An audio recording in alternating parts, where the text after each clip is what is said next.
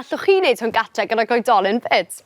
Yr oll fydd angen arnoch chi yw siswrn, papur, bach o glai, pensil, pren mesur a lluain. Gofynnwch chi oedolyn dorri siap sgwar allan o'r papur. Dyma un nes i yn gynharach. Yna, plygwch y papur yn ei hanner fel hyn.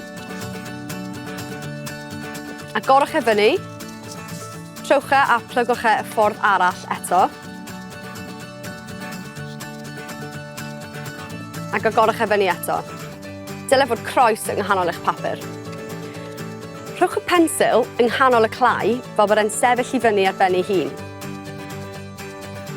Rhowch y papur ar ben y pensil fel hyn.